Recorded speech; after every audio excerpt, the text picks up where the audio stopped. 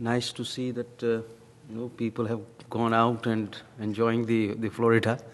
Uh, okay, this presentation is the basically work that was done in partnership with a couple of other partners. I will be covering during the my talk, and it's mainly on optimization of implant position in the cemented femur for total hip replacement.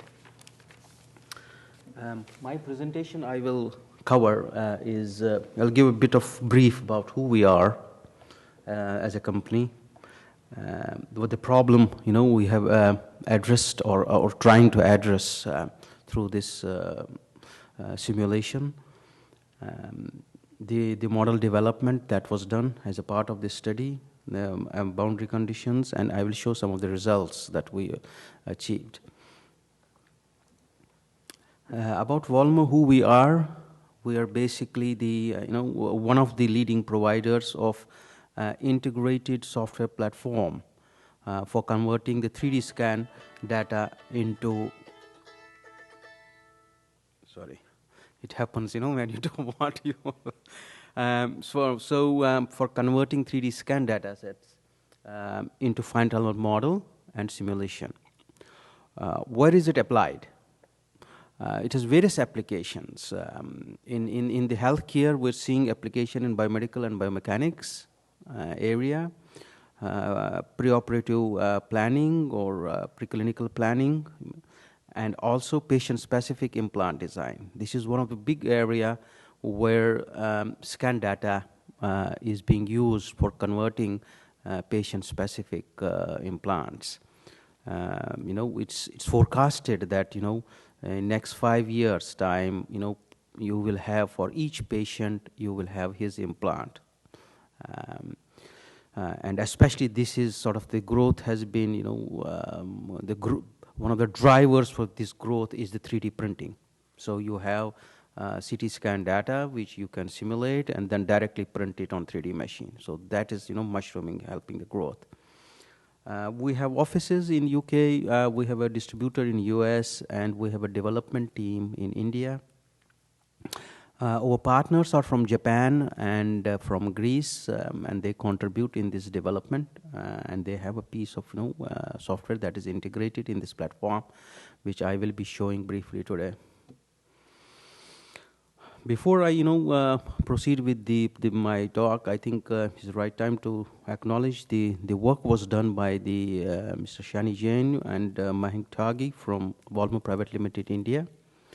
And part of the work was done by Dr. Tessos and Dr. Christos from the Greece, especially on fine element modeling side. So the Indian team did the CT scan data conversion into FE model, and the other team, ran the FE and simulation side.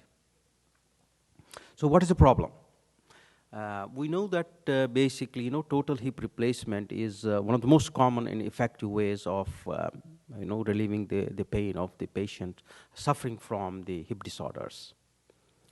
And currently, main two techniques are used, whether it is a cemented implant or it is an, uncemented implant, depending upon the number of parameters, the patient's age, his health, and other parameters that govern whether he goes for a cemented or uncemented. The forecasted, the span of the implants is currently, reported say around 15 to 20 years. But, we have seen people less than 10 years who have to undergo a revision of the implants. So there's a problem, with as is with the other, operations. Is the risk is that you get an implant, you position it, you go home, you have a good time, and then you abruptly start having issues with the implant. So lifespan is definitely, if you are young, there's a high chance that you may have to go for revision. And that's where, again, the problems start coming in. You have to cut the bone, and you have no space for the, putting the cement. You have already put a cement. There's no space. Issues start coming up. And one of the reasons why these implants fail, is the aesthetic loosening of the implant.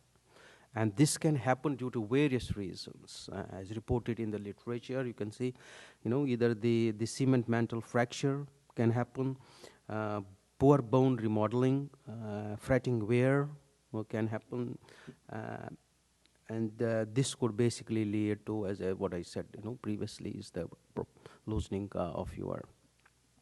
In this study, what we did is we tried to use finite element modeling to see, if something could be predicted before going for the real operation, that which position within the bone could give us a least micromotion. Is there a position in the bone which could give or lead to at least micromotion? So that was the motivation of this work. So what is the methodology? The methodology or the process for going through this full stage of simulation is that you have an input CT scan data, and this could be a patient specific, or in this case it was not a patient specific, but you have an input CT scan data sets that you bring into any image processing software, and in this case we used ImageSim, which is a part of the Volmo software. And you will do all the image processing and create a surface model of your bone or a vessel or any organ you want to study. Once you have created this model, then you will take it into a next environment where the doctor or the researcher would do for the resection of the bone and positioning of the implant. So you will position the implant, you will cut the bone at wherever you want to do it, and make an integrated bone implant model or vessel prosthesis model. So both, it's not limited only to musculoskeletal. Any organ can be, made a model of any organ from the CT scan data. So you will do the integration of the, I would say, image data with the CAD data. So that integration will come into the CAD environment. You make a model, combined model, and then you run simulations, structural or flow, whatever you want to do. Once you run the simulation, then you will have access to view what really happened. And I will show some of the, this whatever talked, how this methodology goes in the real simulation. So here's the, in this study, we used the CT scan data from Visual Human, project, which is an open source for research. And a hip implant was, given to us by one of the hip implant vendors. The integrated environment was, our own ImageSim, TSV is our partner, and Dynamis is again our partner. So these three tools are integrated in one environment. This is a typical flow of the, the tool, as you can see here. If I show, so you will import your data sets. These are, if some of you who have looked into the CT scan, you will at once get that these are the three, views that the CT scan data, especially, you get, or MRI data. You have the axial, you have the side coronal, and you have the sagittal views. And from these views, you will segment, you will go to the segmentation tools here, and you have various tools available that you can use depending upon the complexity of the data sets, which tool you want to use. Within this, CT scan, you have seen that we have captured the bone here, and then you can render it in the 3D model. On the right side, you will get information about what you have captured. Now, currently, there's only bone. One mask has been created, but you can have more than, number of bones together, which could be made into a model. You can have muscles attached to the bone, so you create your models here, and then you can render it 3D. So this is ready model now for going to the CAD environment, as I said in my earlier slide. This is a full, model of the bone that we created in this environment. Now then we move to the CAD environment. As I said, in the CAD environment, you will bring in your implant now. So I brought an implant in the CAD, and you got a bone also that we made in the ImageSim. And now we are ready to cut the bone resection here, position this implant in it, and make a joint bone implant model. Once we made the bone implant model, before that, in the current model, we had a cement also. So this is a, this is your bone, outer bone. Obviously, when we are doing bone model, it depends to what level of, you want to take. Now, typically bone, it has got the outer cortical bone layer, and it has got internal bone has been captured, and then you have a cement here, and then you have an implant. So in this model, 4 parts were basically done. So it is a cemented bone hip replacement. So these are now positioned, assembled model. As you can see here, the model has been assembled, and nicely, as you see, this is your internal bone, this is the external bone that has been internal bone, then cement, and then the implant. If you see the cross-sectional view of this, is how it looks like. So this is a computational model, solid modeling being done now, and you can see the internal implant, cement, internal bone, and external bone. These have been meshed and now ready for next step. In the next step, obviously this model will be go for the applying load boundary conditions, and in this study, this micromotion, because we wanted to see what is the position, whether there is any position inside this bone that this implant can produce less micromotion. So that is our aim. Whether is this the position, or if I bring maybe an implant here, that could give me a better position, or maybe if I move this implant to the top here, maybe that would give me a better position. Which is the best position? So that was the that was the sort of an aim, so when this the next step is in for those of you who have run the fine entanglement, they know. So we need to apply some forces, and these were the forces that we got from one of the references in the literature, and typically for a walking condition. So these are the peak forces that are observed, 5 forces that have been included. Some muscle forces have also been included in a typical walking position for a I don't know, 60 kg weight male or something like that. So obviously this will change, as yesterday, you heard in some of the talks that, yes, if a person is 50, it will be different. If a person is 80, this will change. So you have to change the, these conditions. So these are the boundary conditions, and this is how it looks like, when you apply it in a fine entanglement model. So you have some forces being here from anatomically. If you see, these are abductor muscles, which you put some forces here. Then this is your body weight that comes here in contact with here on the femur, and then there are some other forces of the muscles attached here. So these are these 5 forces were taken into this model, and the model was constrained at the bottom. So there was a displacement, constraints were applied at the bottom side.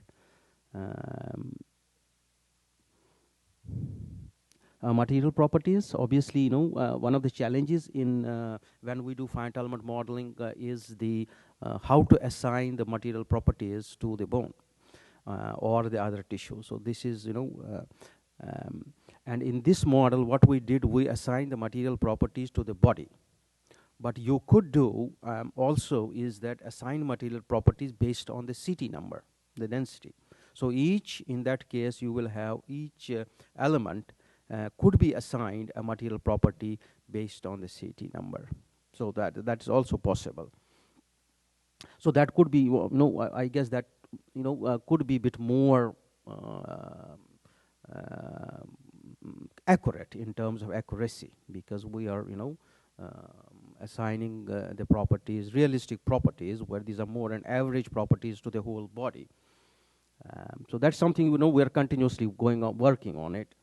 But in this model, that was this sort of a approach that we used. And these are the first results, as you can see here, some of the displacement results that we observed on the bone implant model. And as you can see here, there could be regions where displacement is well, there's nothing, great here. It's well, reported and uh, um, observed phenomena. But what is interesting will be some of the later slides. So this is inside the bone cross-sectional, how, displacements were observed.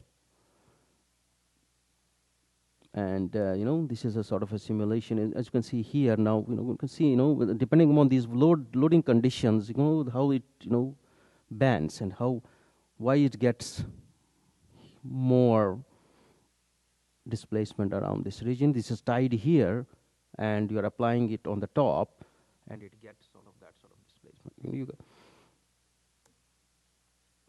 Now strain. Now this is where when we say micromotion in this study, we're talking micromotion in terms of strain.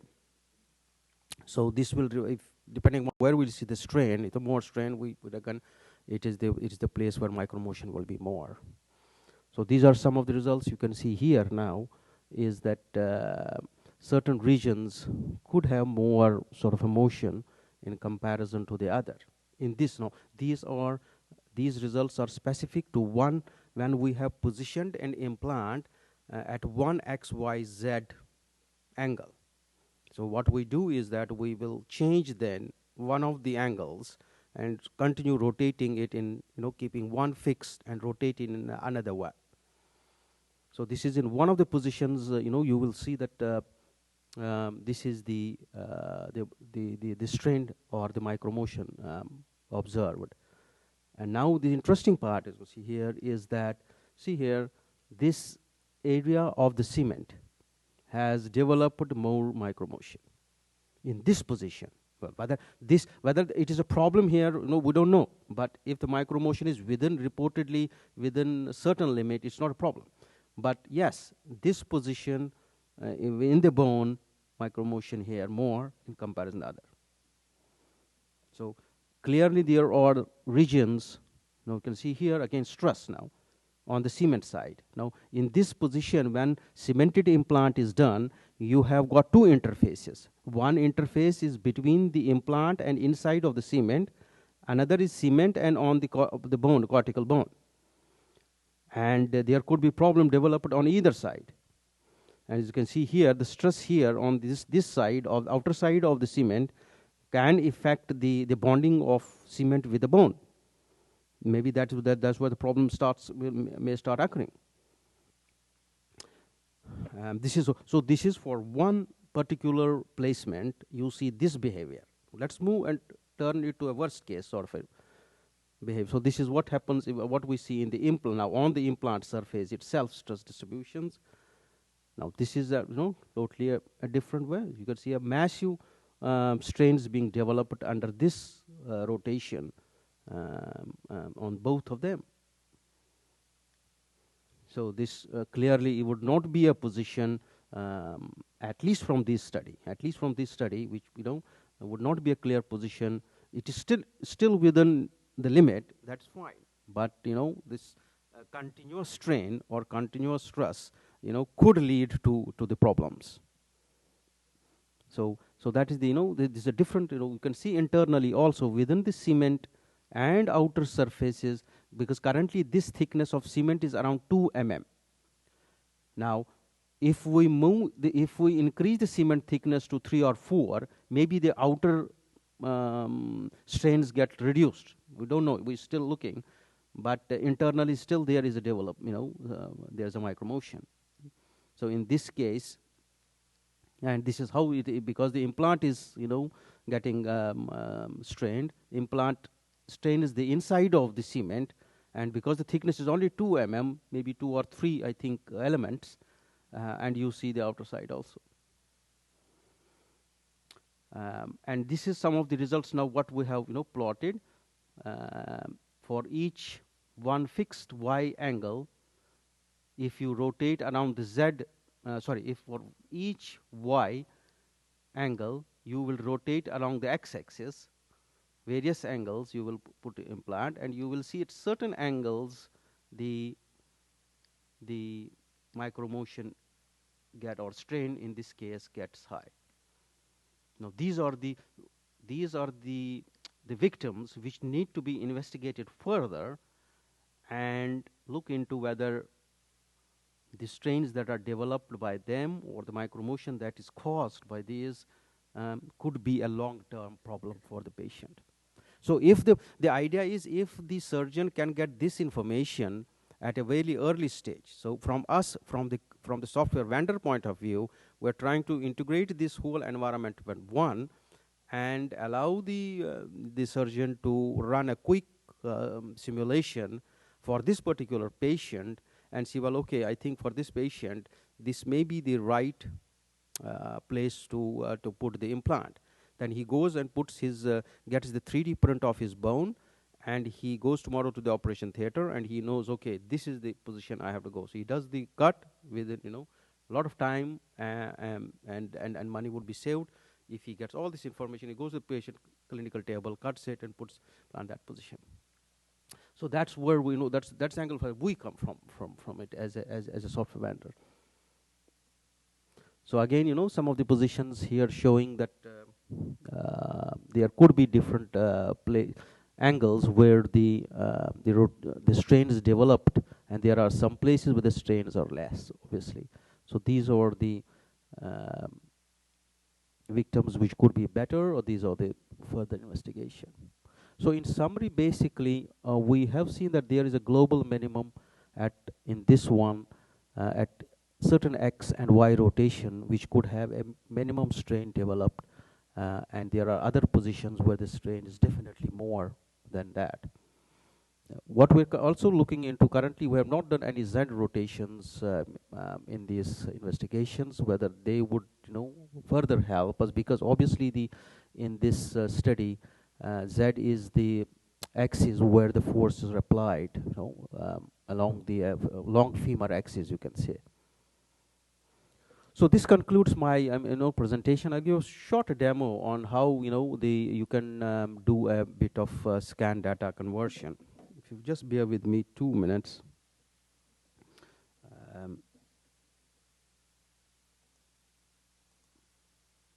Okay. So just I need a technical help in a different field. I'm not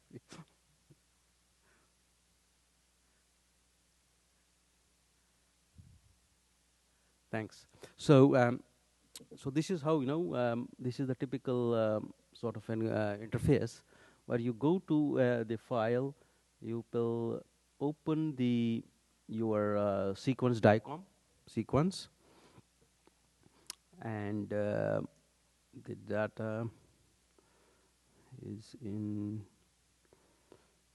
number 4.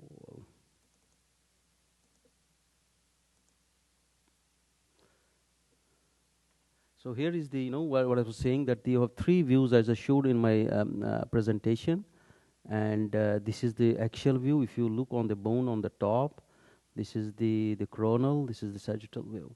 Now if we go, these are the slides that take you through the slices of the CT scan data. So currently the DICOM data set is the one that you can see this is a femur, and you can see, so you can clearly get this is the top. Oh, sorry.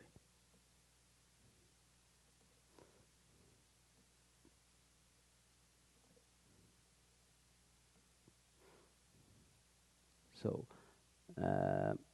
if I want to now look into, this is the axial view, where I am here, obviously this cross-section axial view is, that means you are around here in this view. So that's why you see, this is a curve. So if I go up, you can see here where I'm going. So I'm here on this view. Okay. So this gives you a big visualization of where you are, what you want. Now, what we want to do is, obviously here you can only see bone, but realistically you will not get a CT scan where you will only have a bone. You will have the soft tissues, muscles, other thing attached, and the challenge becomes a bit more difficult. So if we're here, so we go to now quickly. We'll do, let's see, do a quick smoothing filter application. If you go here and you can do the smoothing, a bit of smoothing, you'll see a bit of what effect is on this data set. you'll get a bit clear. It's a bit blurred, but noise has been removed, and this will help in segmentation, especially. So we go segmentation is a process. Segmentation is a process where you now capture the volume of interest from the image, and there are currently a lot of tools are available on what you want to capture from your data set. If it is just a bone, thresholding can be good, but there are thresholding, region growing, and other adaptive techniques there. Currently, we are working on 3D live wire, which is a much advanced, technique of segmenting, where you have organs like kidney or other organs to take from the CT scan data set. So it works on contours rather than thresholding. Because the problem with thresholding is that if you have two tissues, those of you, if you have two tissues with similar threshold intensity levels, and it's going to create problem here, but because you will capture both of them together. In this case, we are lucky, there's only bone. So we're okay here. So we go to thresholding here, and then we try to capture this, the bone. So we move the threshold, you can see here, so we have capturing bone nicely. So we slightly capture the bone. If we're happy, we apply. All the three areas have been captured. If you want to move this also, there are tools where you can fill this by flood fill. But currently, let's leave that. And if I'm happy, I'll say, well, okay, I need to go to, there's a missing here. So I go to now, if I'm happy with the simulation, I say, well, okay, I need now a model making. As I said in my earlier presentations, you can create a final surface model which goes into the CAD environment. So you can create quickly, you can create a surface model here.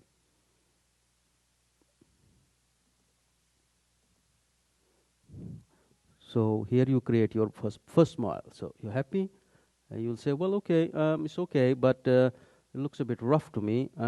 Okay, so you can go to widgets here.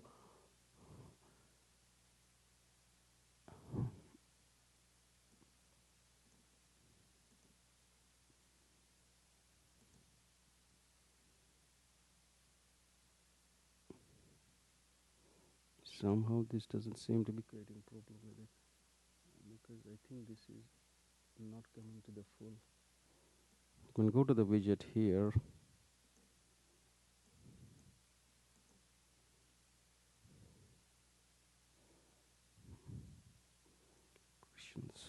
See what's here. Logical operations, masks. I'm not getting the one which should be here coming. Okay, yes. So go to the widgets here. So get to here, this one. See, I want to do a bit of smoothing here now. Let's smooth it.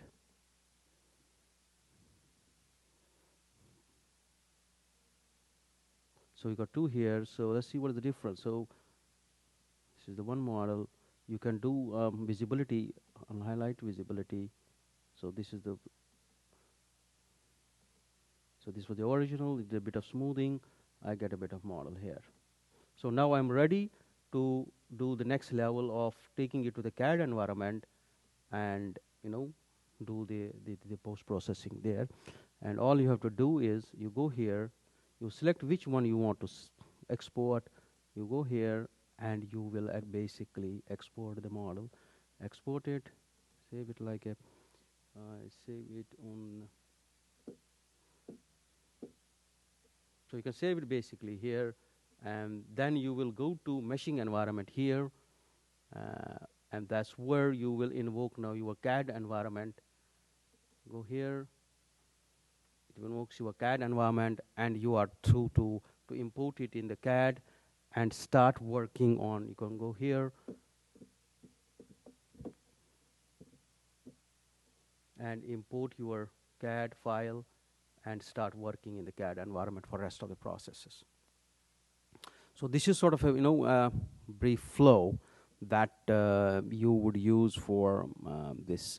And within this environment, once you are done, then you can see you can run here simulation itself, because you have in an integrated environment you can run analysis, and in analysis you can invoke any of these solvers, Abacus, Nastran, if you have your own solver, maybe ANSYS, and other could be invoked right from here.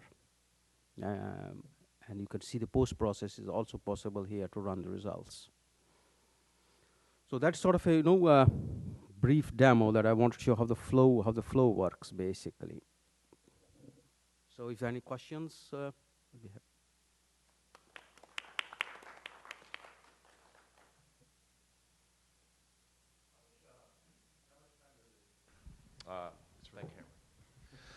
How much time does it take to actually, from the CT scans, create the model and get basically the information, like the whole stress strain information? Like how long does that entire process currently take, and about how long do you want to take that down so a surgeon can actually do that for an operation that may need to happen urgently, like a week or less? There are various challenges here. CT scan is one. CT scan, as you've seen, CT scan to bone marrow can be within minutes if the data set is there. But in reality, as I told you, this you're not going to get only in the CT scan just bone, because there will be muscles and other soft ligaments will be there, and when we have to scan them, simple thresholding doesn't work. So we are trying to develop automation there.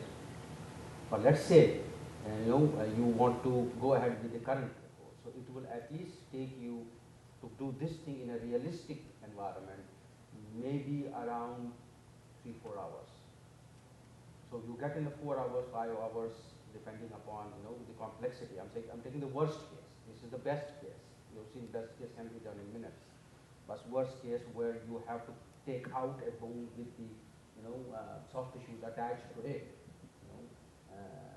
like femur, on the top of the femur there are ligaments and other, you want to make a polisher there, that will take.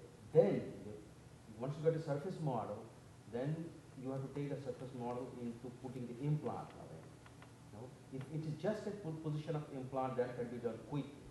Positioning of implant, maybe in another 1 hour I can show you here. In this bone, you can nicely position it and run simulation and get the results. So that is one scenario.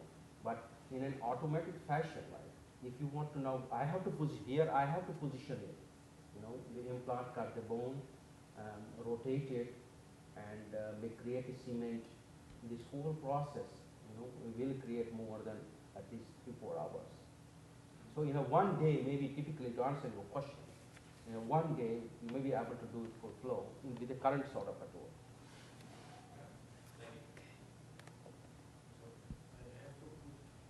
Questions.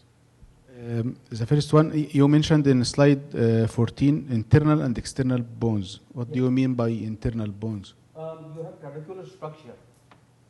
In the bone, you will have a cortical, thick bone, which has a different density. So just you divide the bone to 2 groups to assign different properties. Yeah. Right. Second one, is this program able to create optimized meshes? Optimized meshes. Well, currently, when you generate mesh? Yeah. Currently, what you can do is that you will, from surface mesh, you will generate a one mesh which will be tetra, 4 or 10. That's what, in one go, that's what all you can do. But if you want to then, all you can also do is you can do a bit of grading if you want in your, mesh, high density, low density, that's also possible. But if you want to then do, optimization in terms of adaptability to stress strain, you mean to say. Yeah. That's not currently, there's no feedback loop. Exactly.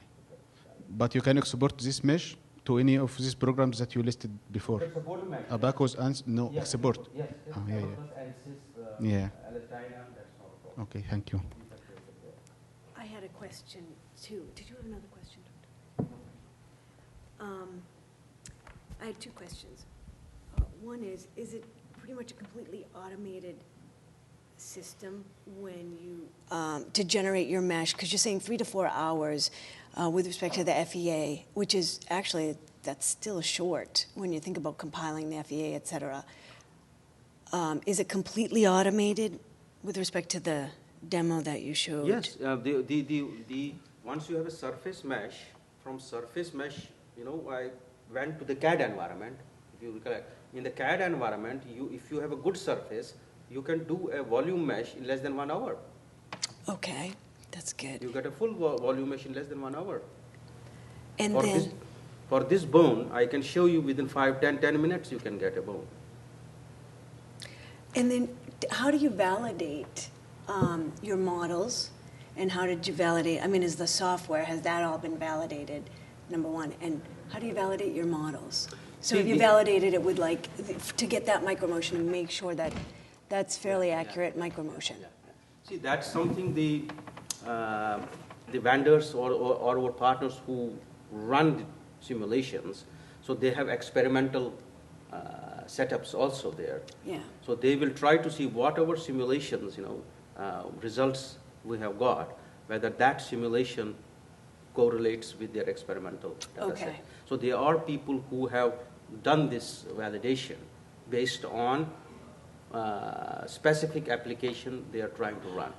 Perfect. So validation is a part of the, because we are not, we are from vendor point of view, but our customers, have an experimental and simulation labs, and they will try to see whatever results, we get. For example, we provided this full human body model to one of the automotive vendor, and then now he is trying to validate the model, and they are a little internal. Right. That's one thing. But validation can also be, we can say, well, if you have taken from a CT scan data, you have captured a bone. Now, how do I make sure that I have a right volume, capture? So, but there are, you can do quick, There's ways to do it. checks that you can see whether you have captured the right boundary. What you can do is you can overlay your segmented model on the real grayscale model, CT model, and you can see whether you have captured the, your segmented model is capturing the gray right or wrong. Because there have been people who, come back to us saying that the geometry seems to be deformed at some place, the model that you have created, because when they overlay it on or they see that the original grayscale was, say, for example, round, and we have captured maybe 80% around the boundary. Where did the issue come? The issue generally comes with the boundary capturing. Yep, exactly. Because the boundary can be, not clear. The contrast cannot be clear, so you may have a problem in capturing the boundary. So we had captured a lesser. So that's, there are ways you can make it. Yeah, and there's actually even easier ways that I'm thinking of that you could validate even the boundaries. Yes, for you can do. You can do. We to- have checks there where you can do edge detection quickly, and see. To make sure. Did you have questions? You are using strains as an indicator of micromotion. Yes. What type of strains? I think that's a good question. It is the strain on the node. But what type of strain? Is it normal strain, principal strain, sheath? What type of strain? No, I think it's a normal strain. I think it's a normal. They divide it by the length of the element, and if you multiply it with the length of element, that will give you the motion around that particular plane. I think that's what they did. Nodal strain. Normal, that's my understanding. Versus micromotion, which is just the straight motion. Yes. That you're So seeing. strain displacement by original length by the displacement by original length. So if you multiply by length with the length, so you will get the change in the length. What's the resolution? Do you know What is the resolution? of your strain and your with respect to measuring your micromotion?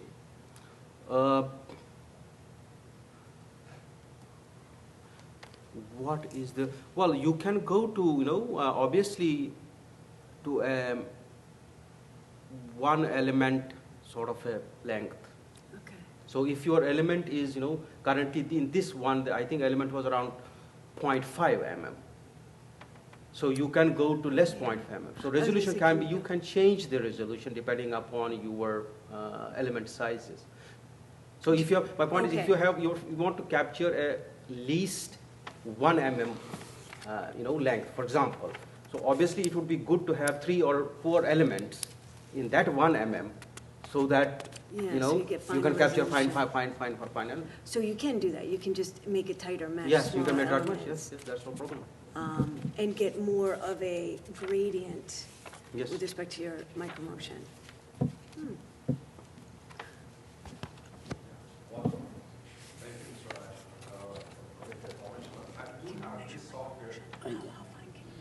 these software needs training for the surgeons, or only the radiologist is going to help a technician? Like, Well, obviously, it will need a bit of training, definitely. It will need a bit of training, or especially because if you go to the surgeon, he doesn't understand what, Correct. Talking about the strain, stress. Correct. You will have a bit of but so he will need an understanding of image processing. He will say, wow, we're talking segmentation, what do I need to do here in segmentation? all right, okay. So currently this is more on the R&D guys, because students or PhDs or postdocs who don't mind putting a day or two to learn the tool and learn. But for the surgeons, what they need is much more automation. I want, But in my mind, if you put on my GUI just a button, say I should be clicking the button to segment the bone. That's what they would like. All right. Because I do agree, but surgeons, they're very resistant to learn new things, man. The second thing, like it's same humerus if they have multiple fractures. So how is going to work for that? Yes, we are working on one of the clients with the fracture reduction. So you will have fragments which you will have to segment the same way that you did. And in most of the cases, you will capture the fragments, but the challenge will come to the boundary. Challenge is coming to the boundary currently to us. So there is, again, for PhD or postdoc like we will do by hand, there are tools here that you can use by hand to, capture the boundary nicely. But for doctors, you're not going to do painting. It's like a paint, it's like a painting here. But for doctors, no one. So for doctor, we have to develop much more automated. But currently, this is for biomedical R&D or biomechanics R&D, that sort of thing. Thank you very much. Any other questions? Okay, so before we start with our next talk, we'd like to present Dr. Harkara. Oh, thank you very much. You need your photo taken? Yeah. Thank you.